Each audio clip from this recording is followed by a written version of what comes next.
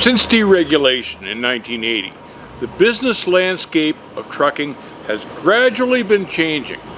The culmination of all of these changes have brought us to the point today in 2023 where it is virtually impossible for a single owner-operator to be profitable, with very few exceptions. This video is sponsored by Lanefinder. It was once the American dream to be able to buy your own truck, travel the country and be profitable and see the world at the same time.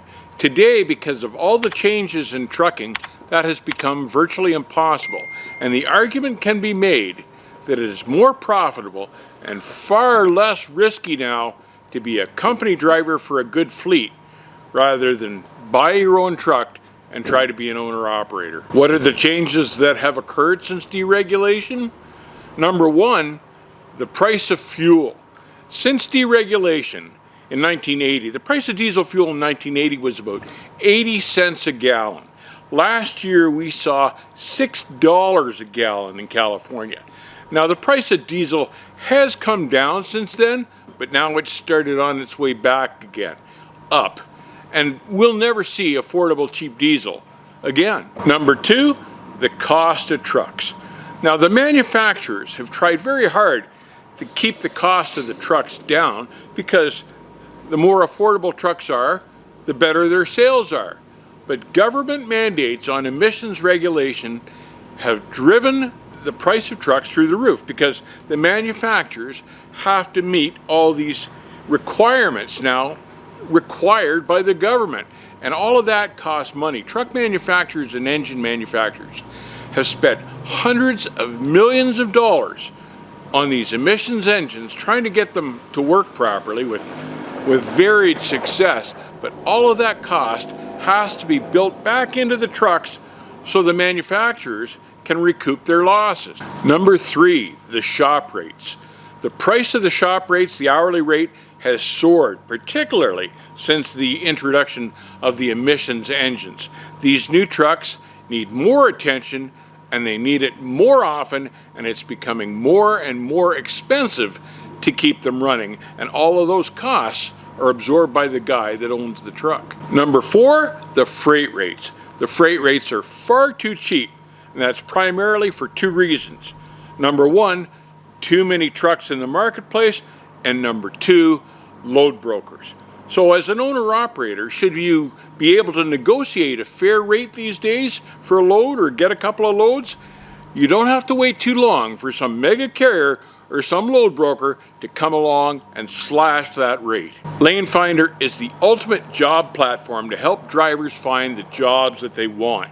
The platform has job filters on it, so drivers can sort through carriers and narrow it down to the search that find the carriers that are best suited for them. Drivers can research the size of the carrier, or where they run, or the kind of equipment that they run. All these important factors and more to help them narrow down their search, to help them find the job that they want, and all without having to talk to a recruiter. I highly recommend drivers use Lanefinder to find the jobs that they want. Check them out at lanefinder.com. For many years now, owner-operators have been able to lease on to big carriers, so they were never without freight and they were guaranteed a decent mileage rate. But even that scenario now is changing. With the freight rates being so cheap, carriers are struggling too. And they have to take a certain bite out of the profit for the owner-operators. They love owner-operators. But even carriers are a business.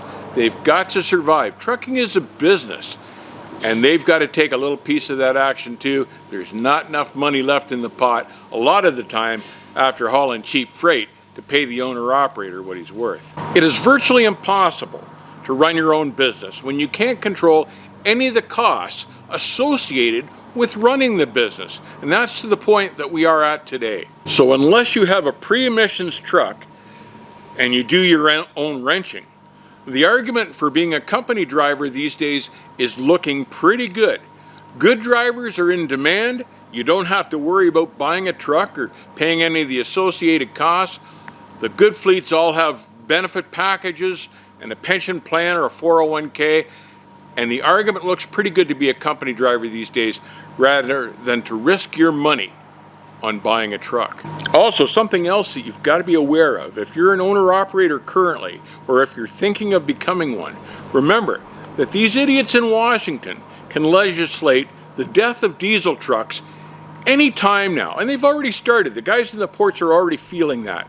So bear in mind that if you want to keep owning your own truck, you may be forced into buying an electric truck within the next couple of years. It is sad to see the American dream slowly coming to an end, but nothing good ever lasts forever, and perhaps this is a change that will turn out for the better in the long run. Stay safe, keep the rubber side down, think about whether you really want to be spending $350,000 on an electric truck in the near future. I'll see you on the backhaul.